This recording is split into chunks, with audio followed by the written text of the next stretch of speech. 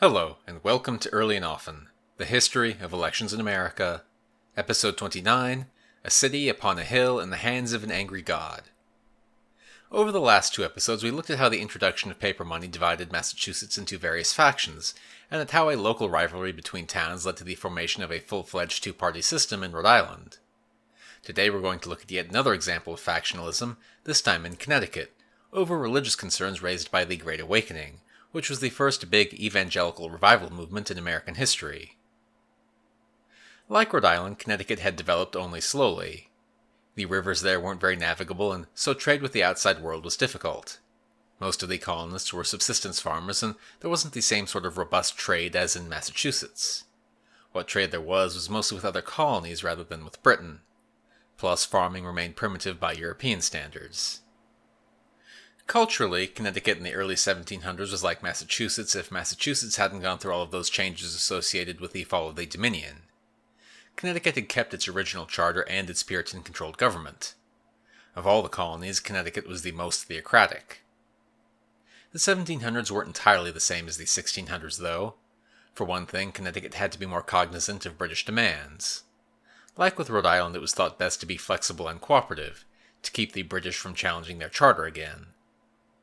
And the British were more likely to intervene in Connecticut's domestic politics, though not by much. Throughout the whole colonial period, fewer than a half dozen of Connecticut's laws were ever challenged in England. So Connecticut remained pretty self-governing, even if they had voluntarily clipped their own wings. To the colonists, I'm sure it seemed like nothing much had changed. Politics remained very stable. Very, very stable. From 1683 to 1750, only 5 men served as governor, not counting the Dominion. Almost no turnover at all. And it's a testament to how little of importance was happening at the time that all of those governors' Wikipedia pages are super short. Connecticut was sometimes called the land of steady habits, and you can understand why. What political differences there were mostly personal and not ideological. Connecticut was so small, only 25,000 people in 1700, that the leading families were all intermarried, and so political rivalries were often little more than family feuds. There was still some ideological divides, of course, but they weren't what was driving politics. So that's early 1700s Connecticut in a nutshell. Now we need to talk some more about the development of Puritanism. Pretty much since the Puritans landed in Massachusetts, people were worried that the faith was being weakened through laziness and greed. They often had to make compromises just to keep things going, and it always felt to some people like they were taking one step after another on the path to damnation. For example, to become a full-on member of a Puritan church, it was a prerequisite that you had to have had a definite conversion experience, some sort of emotional connection with God confirming you in your righteousness. Now, plenty of the first generation of settlers had had such a conversion experience. That was the exact reason they came to New England in the first place. But it was less common as time went on. Children who were born into a Puritan society may have been perfectly orthodox in their beliefs, but they didn't necessarily have that same emotional moment. They hadn't chosen their religion, it had chosen them, and their relationship with it was therefore different. These people posed problems for the Puritans. How should we treat them? Are they Puritans or not? Could they be church members or not?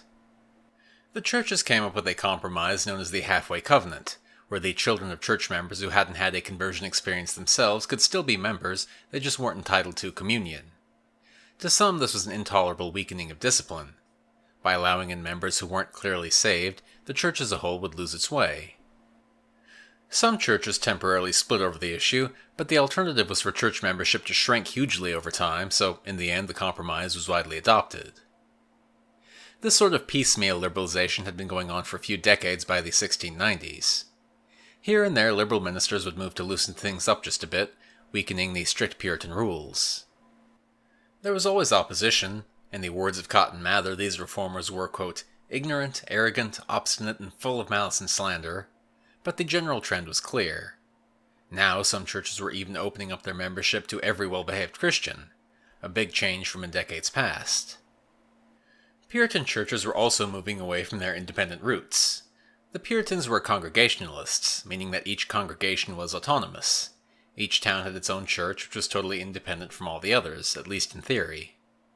But now there was the idea of forming a consociation of churches, an organization to promote greater cooperation between them. but that could also lead to the creation of a de facto church hierarchy over time. Now, in Connecticut especially, church independence had always existed more in theory than in practice.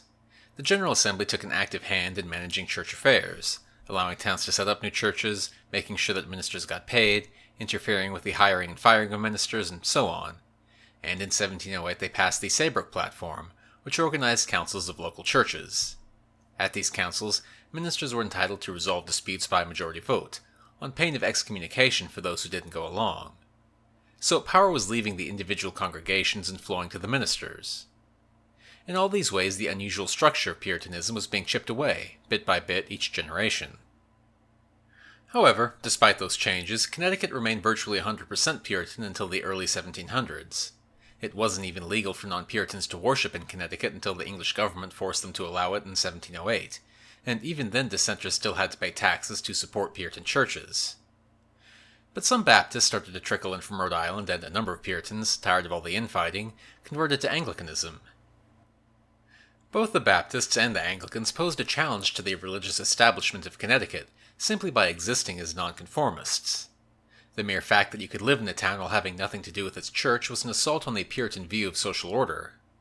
But there wasn't much that Connecticut could do about it, and so the dissenters just remained a thorn in the Puritan side. Even the limited tolerance allowed by the government raised difficult problems. You could allow Baptists and Anglicans to do their own thing, but what if Puritans themselves were divided internally? Would you let dissenting Puritans form their own churches? If you did, then all the efforts at maintaining Puritan unity were for naught. The whole thing would fall apart after the first big disagreement. So while the General Assembly allowed other denominations some freedom, they were actually less forgiving when it came to their fellow Puritans. And in fact, Puritanism was becoming divided. It was starting to split into two hostile camps, neither of which exactly resembled early Puritanism. One side was becoming more evangelical and emotive, preferring a more passionate Christianity. The other side was becoming more rationalist and starting to tone down some of the harsher Calvinist doctrines on predestination. They wondered if human reason might not play a role in salvation. That's an oversimplification, but it's enough to get us started. This divide wasn't obvious at first. There had been no open split within Puritanism, just different tendencies. It was only in the 1730s that the divide became obvious, as the evangelical side of the split suddenly became hypercharged with energy. Enter Jonathan Edwards. Edwards was born in Connecticut in 1703, the son and grandson of Puritan ministers. As a young man, he went to Yale University, and by the 1730s, Edwards had become a minister himself, as well as a talented theologian. He was now serving in the town of Northampton, Massachusetts.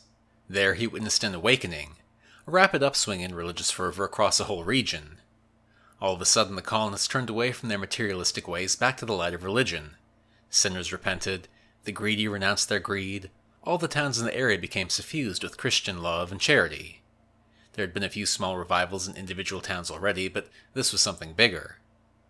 Edwards, who by the way was the grandfather of Aaron Burr, the vice president who killed Alexander Hamilton in a duel, wrote a book about it, called A Narrative of Surprising Conversions, which helped spread the revivalist idea to other parts of New England. In fact, this movement, which would become known as the First Great Awakening, yes, there will be others, was not limited to New England at all. Similar revival movements popped up all across the colonies. It wasn't even limited to America. Revivals were also occurring, or had occurred, in other Protestant countries as well, filling a spiritual need to refresh a faith that had, to many, become sterile 2 centuries on after the Reformation itself. Just as the ideas of the Enlightenment were seeping into the colonies, so too were the ideas of these revival movements. For now, I'll limit myself to talking about New England and Connecticut, but keep in mind that this is happening in a broader international context. Anyway, by the 1740s, the Great Awakening was spreading up and down the colonies. Edwards became one of the preachers spreading this revival, most famously in his 1741 sermon, Sinners in the Hands of an Angry God, which is pretty much exactly what you'd expect from a sermon called Sinners in the Hands of an Angry God. A wildly grim fire and brimstone speech warning listeners of the eternal agony of those damned to hell. Quote, "You hang by a slender thread, with the flames of divine wrath flashing about it, and ready every moment to singe it and burn it asunder, and you have no interest in any mediator, and nothing to lay hold of to save yourself, nothing to keep off the flames of wrath, nothing of your own, nothing that you ever have done, nothing that you can do, to induce God to spare you one moment." End quote. Imagine that for 7,000 words straight and you'll start to get an idea of what this sermon is like. It's very, very Calvinist. You've been rightfully condemned to hell by God, and there's nothing whatsoever you can do to save yourself. All God has to do is say the word and you're done for. But after plunging the listener into this pit of despair, Edwards offered consolation. God's grace. You could escape this terrible fate of infinite suffering if and only if you accepted Christ and were born again. This was a much more openly emotive sort of Christianity than what previous generations of Puritans had practiced. It wasn't anti-intellectual, Jonathan Edwards was a very learned man after all, but the feelings of damnation and salvation were certainly at the forefront of everything in a new way. Older Puritans were terrified of hell too, but in a more buttoned-down way. Another important figure in the Great Awakening was George Whitefield, an English preacher who had led similar revival meetings across England. He went to America to preach in 1739, and during that trip he spent 6 weeks in New England. Whitefield went from town to town, preaching that old Calvinist message of original sin, but in a new, forceful style. He was a talented orator, and he sometimes drew crowds of over 5,000 people, this in a time when the total population of New England was still under 300,000, mostly rural. Wherever he went, religious passions were inflamed among men and women, rich and poor alike. And, just as importantly, imitators followed in his wake, emulating Whitefield's style and keeping things going. These sermons, these big outdoor revivals, were a preview of what American Christianity would become, at least the more evangelical side of American Christianity. Sudden flare-ups of religiosity, which were grandiose, unpolished, apocalyptic, and plenty of other adjectives, all of which might disappear as rapidly as it came. Unsurprisingly, this new sort of Christianity met with opposition. Those who opposed the Great Awakening came to be known as the Old Lights, while those who supported it were called the New Lights. The New Lights, like Edwards and Whitefield, were explicitly challenging the authority of many established ministers. Revivalist preachers were literally talking and writing about how the old ministers had nothing to offer the people if they lacked the same fiery passion as the revivalists. Needless to say, that was a lot of preachers they were insulting. And there were worries that the conversion experiences promised by the Great Awakening were shallow compared to the deep soul-searching previously expected of Puritans. A Puritan conversion experience was supposed to take a long time, years or more, not just an evening. You had to be examined by the minister, by the church elders, and by the congregation at large about your beliefs and your behavior. Only then could you become a member of your church. It was a lot of work, and it weeded out anyone who wasn't fully committed. The awakening, however, might be nothing more than a passing fad. And the old conversion experience hadn't been just about your internal emotional state. You were also expected to show your righteousness by being an upstanding member of your community. That was less true in the Great Awakening. It was more purely about what you as a person felt to be right. Naturally, this new individualist mode of religion could lead people to be more rebellious, since obedience to community norms was no longer so directly tied to your salvation. Yet another reason for the Old Lights to be concerned. There were also worries about itinerant preachers going from town to town stirring up trouble. Not all of them were as skilled or as reputable as George Whitefield. Many of them had no credentials to speak of. Troublemakers, they seemed. So for all of these reasons, many people, including many ministers who had initially been in favor of the Great Awakening, started to turn against it. But in addition to concerns about the awakening itself, there were also changes happening within the rest of Puritanism that pushed the two sides even further apart. This was an age of revivals, but it was also the age of enlightenment, and those ideas of science and reason and natural rights were making themselves felt as well, even among the Puritans of New England. Among the Old Lights, it was becoming more common to emphasize the role of reason in religion. In order to be Christian, you had to understand Christianity. One Old Light supporter put it very directly, quote, "The more religious, the more rational are we," end quote. So religion was less something you felt and more something you knew. Too much passion would surely lead you into error. But this emphasis on reason didn't just lead to a de-emphasis on emotion, it also weakened the idea of predestination.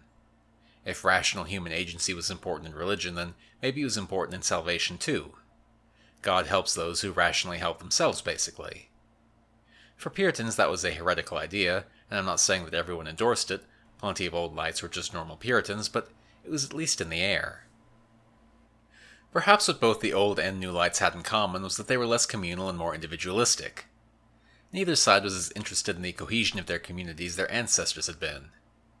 The old Puritans had insisted on rigorous vetting of who was saved by the whole community, But both the Old and New Lights had loosened that requirement in different ways.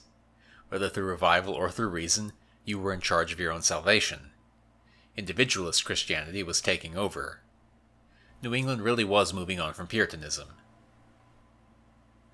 Okay, so those are the very basic facts about the Great Awakening itself, but this is a political history podcast after all, so our real focus is on politics, not religion. So let's get into the political impact of the Great Awakening on Connecticut. Now, a revival movement isn't necessarily going to have a big political impact, but in Connecticut the deep connections between church and state pretty much guaranteed that the Awakening would become a big deal.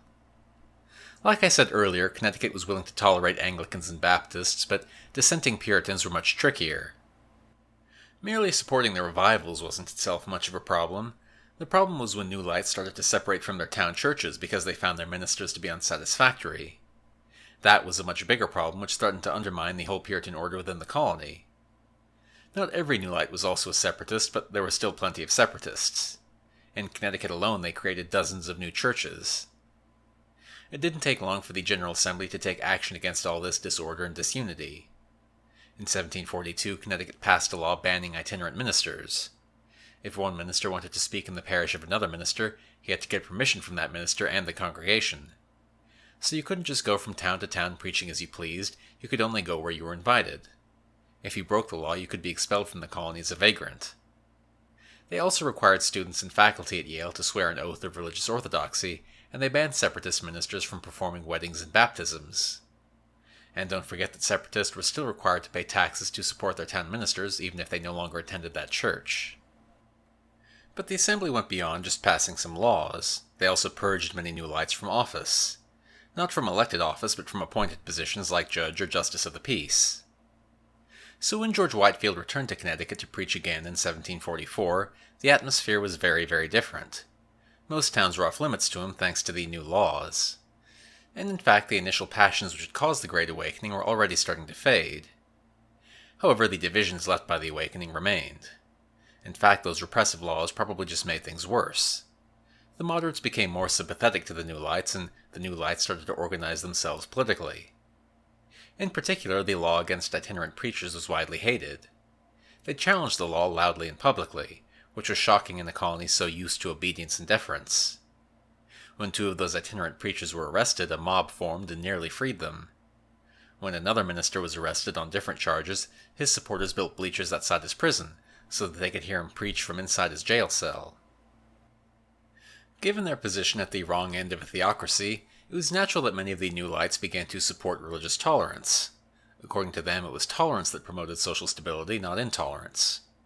That was a big change for Connecticut, but it won the New Lights a good deal of support. They managed to get many of their men elected to the lower house of the General Assembly in 1748. Even the pastor giving the election sermon that year spoke in favor of tolerance. The Old Lights in the upper house, sensing the direction public opinion was heading, agreed to reappoint some of the purged New Light officials back to their old posts, but that was as far as they were willing to go for the moment. It certainly wasn't enough to make the New Lights go away. After all, they were still right there in the lower house, with their support growing day by day. By 1750, the New Lights probably had a majority in the lower house. They didn't control the whole government, but their power was sufficient to get that hated law against itinerant preachers repealed that year. That's a pretty rapid rise, all things considered, from zero to a majority in less than a decade. Was it just because the colonists cared so much about religious liberty? No, there was of course a lot more to it than that. What had started out as a dispute over religion quickly became something much bigger. So we need to talk about the demographics of the Great Awakening, which I haven't really done so far. Who went to these revival meetings? Who were the people most moved by the Great Awakening?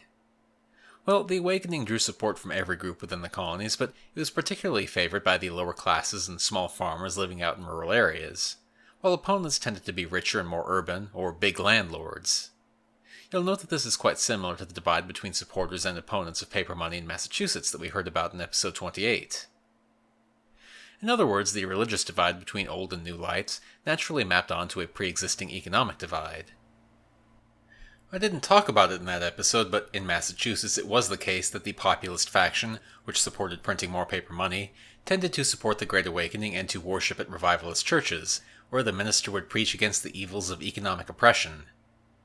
The moderate faction attended moderate, more rationalist Puritan churches, and the non-expansionist faction, which opposed paper money, were more drawn towards the Anglican Church or towards the sterner sort of Puritanism, with ministers who would preach against the evils of inflation. In Connecticut, which had similar problems, things were about the same. So, in Connecticut you had a religious divide which mapped onto a political divide, while in Massachusetts you had a political divide which mapped onto a religious divide. I've been talking about them as if they were two separate issues. In the episode on Massachusetts I hardly talked about religion, while here I've hardly talked about the economy. But really there were some pretty deep similarities. In Massachusetts it was the debate over paper money which came first, while in Connecticut it was the debate over religion, and so they seemed different, and the colonists understood them in different ways, but I think it was just a question of which issue got emphasized, rather than anything more fundamental. In general, any big political divide is going to have more than one cause, so even if it seems like it's all about religion, it probably isn't. And I haven't even mentioned the geographic divide within Connecticut yet. As it happens, the New Lights were particularly strong in eastern Connecticut. In fact, the link was so strong that sometimes New Lights were just referred to as Eastern Men. Why was this? Well, there were a few reasons. For one thing, it was right next to Rhode Island, and thus more sympathetic to religious dissent. For another thing, it was the fastest growing part of the colony and the most unsettled. That made eastern Connecticut different, both socially and economically. The social upheaval thanks to all that rapid growth meant that the residents there were less likely to be deferential, since there was less of a stable hierarchy to be deferential to. And economically, the rapid growth meant that the colonists there had a much greater need for paper money. So eastern Connecticut was perfect territory for the New Lights in several ways. And we can see how religion, geography, and economics all fed into politics, even at this early date. These are all distinct factors, you can't reduce them down to a single cause, but there are correlations. A rural eastern farmer was likelier to favor inflation and also likelier to be a New Light, and all of those things would affect his politics, but there was hardly 100% correlation between anything. The most you can say is that there were tendencies. You can speak of a typical New Light voter, but there's no single factor which would make you one. There aren't such discrete categories in politics. And on top of that, there were plenty of men who started supporting the New Lights purely because they were ambitious. The New Lights are doing well for themselves, so why not join up? After all, this was the time of King George's War and the French and Indian War, so there was lots of patronage to be had. So plenty of men conveniently switched their allegiances to the New Lights, sometimes successfully, sometimes not, but that's politics for you. So really the New Lights as a political faction were a coalition of several interest groups with somewhat overlapping aims, plus a bunch of ambitious hangers-on. Some groups were mostly concerned with religion, others equally with religion and the economy. But as a political faction, these disparate groups managed to hang together. Okay, so that's the New Lights. This was a new style of politics for Connecticut, and it was proving to be quite successful. The New Lights had expanded beyond religion, and now they controlled the lower house of the Assembly and were looking to make even bigger gains going forward. Soon enough, the Old Lights realized that they would have to get their hands dirty in order to fight back. For example, in 1756, a number of Old Light supporters proposed that the General Assembly stop paying for each town to send 2 delegates, and instead only pay for 1. If individual towns wished to pay for a second delegate themselves, they could do so, but that was unlikely. Now, the ostensible reason for this was to cut costs. This was during the French and Indian War, after all. But the actual reason was this. It was still typical for towns in Connecticut to vote for whoever was the richest, most distinguished member of their community. Rank still mattered a lot. And the richer, more distinguished members of a town were less likely to be New Lights. Under the current system, a town might elect a distinguished Old Light and a less distinguished New Light. But if that second delegate was eliminated, it would likely be the New Light who lost his seat, not the Old Light. Therefore, fewer delegates from each town meant that the New Lights would be weakened. This scheme nearly succeeded. It was defeated in the lower house by a vote of 39 to 38. It's an interesting early example of how manipulating the voting process itself can affect the outcome of elections in a biased way, even if that bias isn't always immediately apparent. But by the end of the 1750s, that is, about 2 decades after the Great Awakening had begun, the New Lights had such a strong grip on the lower house that even if the scheme had been passed into law, it probably wouldn't have been enough to dislodge them. Why were they doing so well, even after the initial controversies over religion and tolerance had largely died down? Well, according to one contemporary observer, the New Lights did so well, quote, owing to their superior attention to civil affairs and close union among themselves in politics, end quote. In other words, they were just doing better jobs as politicians. The old lights were still locked into the old way of doing things, but the new lights had figured out what it took to win in a competitive environment. Politics in Connecticut hadn't become as heated as in Rhode Island, perhaps thanks to the fact that one side wasn't fighting as hard as the other, but again, by Connecticut standards, it was a big shift. However, there's an obvious question here. Why had the new lights been able to take over the lower house, but not the upper house or the governorship? After all of those positions were elected. The answer seems to be that Connecticut voters hadn't completely shifted their mindset into the new way of thinking. It was one thing to elect lower status men to the lower house, but the governor and the magistrates still commanded respect and deference. So long as the leader showed himself to be moral and upright, voters were expected to keep voting for him, no matter how much they disagreed with his policies. The question was not, does he support the same things as me? It was, is he an honorable upper-class man? When one New Light writer suggested that voters should elect men to the upper house not based on seniority or social status, but on whether or not they supported the New Lights, it was still shocking to Connecticut sensibilities. Even plenty of the New Lights were uneasy with the way things were going. However, this state of affairs was only ever temporary, just a transitional phase from one mode of politics to another. There was no way that voters would keep voting for the lower house one way and the upper house another way, just on the basis of some weakened tradition. The final end to the old way of doing things came thanks to the Stamp Act of 1765. Now, the Stamp Act is part of the run-up to the American Revolution, which I don't really want to discuss in full yet, so I'll just give you a very quick summary of what happened in order to wrap up this story. In 1765, Parliament passed the Stamp Act, which was a direct tax on the colonies created to help pay for the soldiers that Britain now had stationed in America. Basically, this was a tax on all printed materials, newspapers, legal documents, etc., all of which had to be marked with a stamp to show that the tax had been paid. Parliament had indirectly taxed the colonies before, by taxing trade, but direct taxation was something new. Most Americans thought that this taxation without representation was absolutely intolerable, a clear violation of their rights as Englishmen.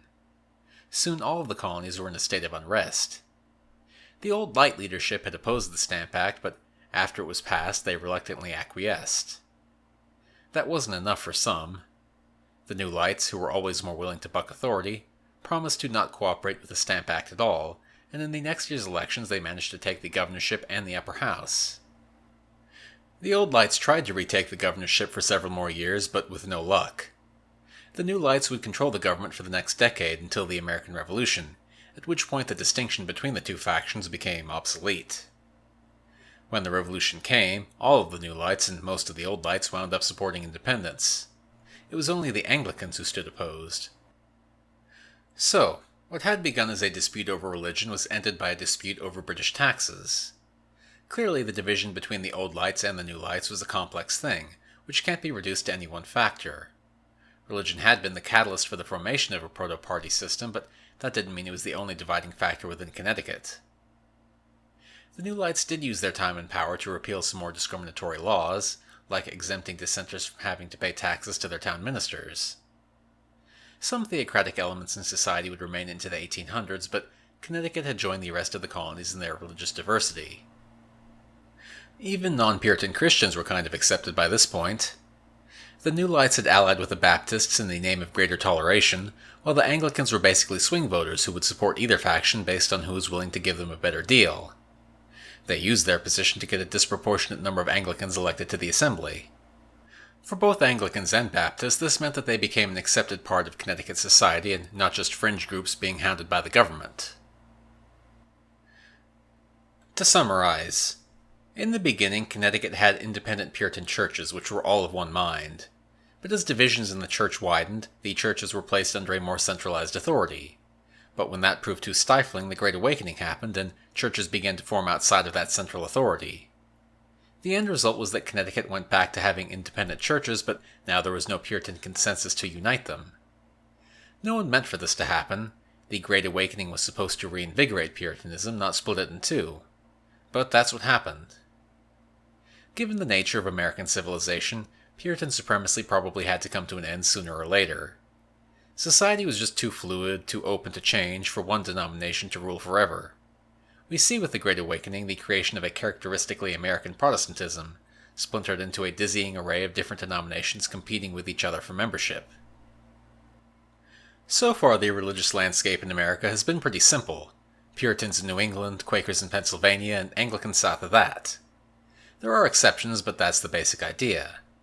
Well, that's all breaking down, or at least starting to. Soon all of America will be like Rhode Island in its diversity of denominations. Not every feature of modern American religion is there yet. Things will become even more recognizably modern with the Second Great Awakening in the early 1800s. But I think that this is the real dawn of American Christianity.